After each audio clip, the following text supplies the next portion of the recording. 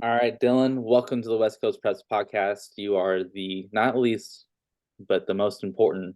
You're the boys and girls soccer expert of the crew this year, and this is now your 10-minute segment on the podcast. So welcome in. Thank you for coming.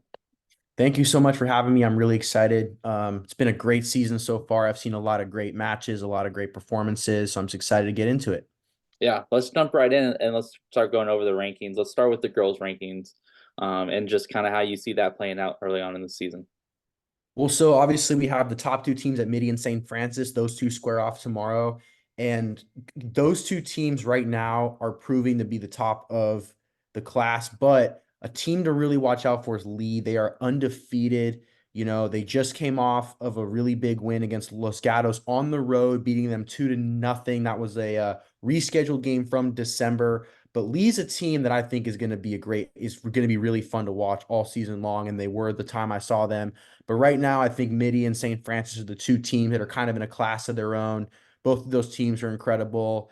Branson's another team to watch as well. They haven't lost a game yet. They started off the season, I believe, with 5 or 6 straight clean sheets. So they've been really good as well. So, the girls, especially in the top four, there's some really good teams as well. And then kind of moving that down to 5 through 7, we got SRV undefeated 7-0. They're a very good team.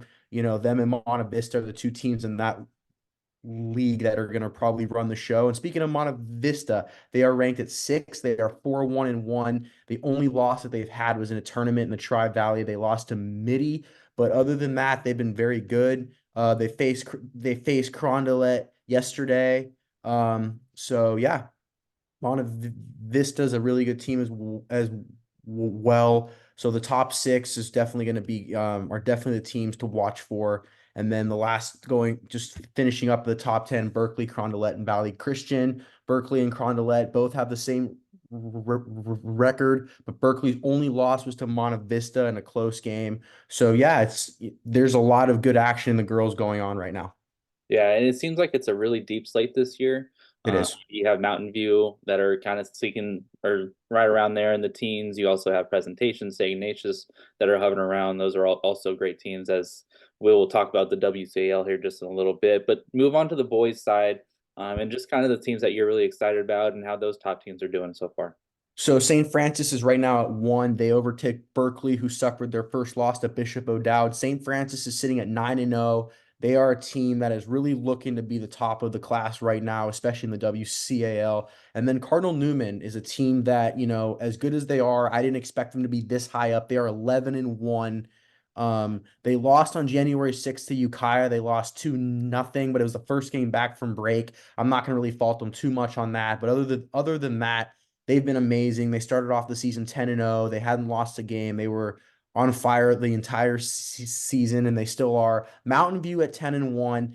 They had a loss earlier in the year to Caramont. It was a close 3-2 loss at home, but they have been dominant ever since. I saw them play against Sarah, I believe it was last Saturday or 2 Saturdays ago. They were down 2-0 after the first half, but they came back and won. They scored 3 straight goals and won the match.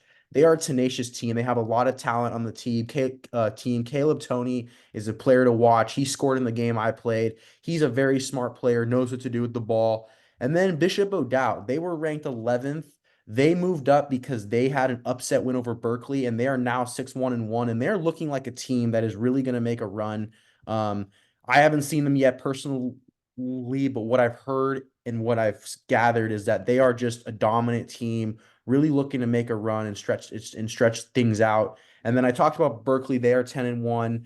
But let's talk about De La Salle. They were ranked at number 12 before yesterday, but they had an upset win over Monta Vista, which isn't an upset anymore, but it was. They won 1-0, and they're a team that they are hungry. They lost in the finals to NCS last season to Monta Vista, and they came back and they got the revenge. So that's another team that I'm excited about. And then kind of another team that I think needs to be talked about more is Clayton Valley. They are 7-1-2. They are on a tear. They have a lot of skilled players on their team. They're a very tactical team, which makes them a team that's going to be tough to beat down the stretch. Yeah, and it seems like the same with girls. It seems like up and down. We were talking about today.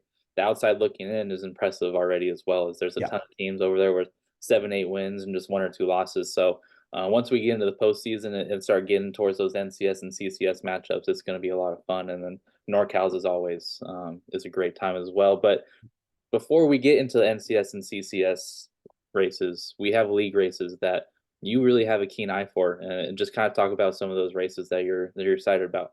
Yeah, so the first one that jumps to my mind is the WCAL girls, and is going to be a very tough race. St. Francis and Midi are obviously top two teams in that division in that league that are probably going to fight to the death for the championship. But SI is holding not far behind. They're 1-1. They're 7-2 overall. They are a very good team. They have a lot of talent. Valley Christian in presentation as well. Even though presentation's 0-2 in league, they are 9-3 overall. They are a great team. They have a lot of talent. But I do think that the WCAL girls is going to come down to St. Francis and Midi as the top two teams. Obviously, they play tomorrow, like I said. And I think the winner of that game, while that game probably won't determine the league yet because there's still a ways to go a little bit, that game will give a clearer picture as to which one of those teams is going to come out on top. And then moving on to the boys' side, kind of the same thing. Midi and St. Francis are the top two teams, but Valley Christian and Sarah. I mean, Sarah had that loss to Mountain View that I talked about, but overall, they've been a pretty good team. They're 5-3-1, 1-1-1 in league. So they're a team that's, under the radar. They're not ranked yet, but if they have a couple good matches, I'm going to put them in there or have them in the outside looking in because they're a team that should not be overlooked. But I do think that Midi and St. Francis as well in WCAL, those are the top two teams. They're both 3-0 in league, and that they are going to give a run for their money. And now another league I want to talk about before I move on to the MCAL is the Bay Counties, boys and girls, right? Marin Academy and University on the boys side are currently the top two teams. I think that it's going to probably be it's going to be Marin Academy. I think that is going to be the team to beat, but University and Lick Wilmerding are not far behind. They both have proven that they can beat good teams. I believe University beat SI earlier in the year, so they are a tough team as well. So they're going to be a good team. And then for girls, you got Urban and University and Marin Academy as the top three teams, I believe. And I think that that's what it's going to look like the rest of the way. We got Urban at 8-1, University's 4-0-3, and Marin Academy's 2-3-1 overall. But none of those teams have lost a match in league yet, and they both are very capable of making a big run. They're very well coached. They're very tactical. So that's what I think is going to happen in those leagues that coming up. Yeah, before we move on to MCAL, because as we all know, that race over there when it comes to soccer, both sides, boys and girls, is crazy. I want to get some of your predictions. So going back to the WCAL for boys, who do you have winning that league this season? I think it's going to be Midi. They haven't lost. Well, no, actually, I think it's going to be St. Francis. The reason why I say that for boys is because Midi is a good team, but I saw them lose to Mountain View, or it was not Mountain View, it was Lincoln San Jose that they lost to. And it was a good game. They played well, but I think that type of loss proves that it's going to take a lot for them, I think, to really I mean, they're both great teams, but I do think St. Francis has proven more this year that they can win games that they're supposed to win, and I think that's going to come in huge down the stretch. And then moving to girls, do you think it will be a St. Francis sweep or Midi or just someone I else up from below? Ooh, I don't think it's going to be. I think that's honestly, I'm teetering between Midi and St. Francis. Both the girls' teams are incredible. I do think Midi's going to win just because of what they've done in the past, but that could be anyone's game. I think it's definitely going to be between those two teams, but I still think it's a little too early to tell for sure. Until the game tomorrow, I think it's a little too tough to tell who is the clear favorite in that one. Yeah, be sure to look out. One of us will be at that game for sure tomorrow. That's a must see matchup. Let's move to the MCAL though, real quick, as we got about 2 minutes left before we get to your 10 minutes. So just go through that race as well. Yeah, so pulling up for the girls, you got Marin Catholic, Branson, Tam, and Redwood as the top three teams that I'm seeing on here. And look, but all three of those teams are great. right? I think that MC and Branson are two tough teams. Branson is a great team, and so is MC. But we can't overlook Tam. They got Marin Jones, who's been a superstar. They got Katie Lowenstein is a superstar. They are a very well coached team. Dave Pressure's a great coach, and they're just such a well coached group. I still, like I said, we got MC, Branson, and Tam are all 2-0 in that league.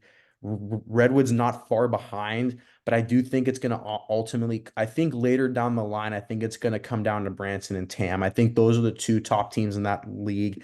And honestly, from what we've seen and all that, I do think Tam has a shot to run away.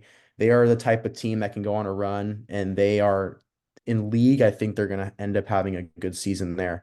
And then for the boys, you have right now, sitting up looking at the boys, we have Redwood, Tara, Linda, and Tam are the top three. I think that's Redwood's league because Redwood in the past has been a great team, and they still are. So I do believe that while Tam and Redwood are going to be fighting to the end on that, I do think that Redwood is going to come out on top. But I do think that a sleeper team, though, in the boys is MC. Marin Catholic is a pretty good team, and I do believe that they have a chance to turn things around. I know they're 0-2, but they haven't lost a game yet.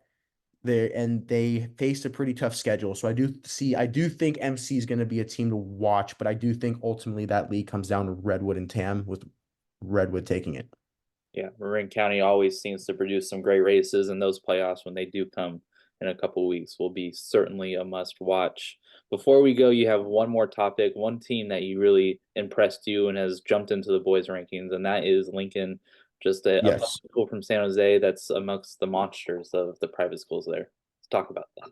Yeah, the game I was at, it was one of those games where um I didn't really go into it knowing what to expect out of them because I hadn't seen them play.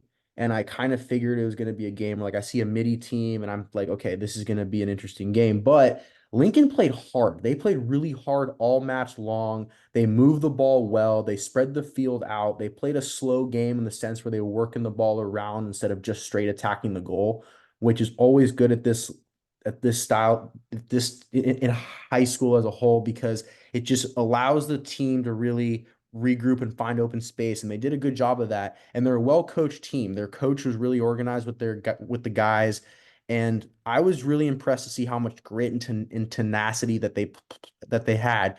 Because going into it, you could tell that they knew that people were not expecting them to win, but they came out and they played really hard and they came away with a win.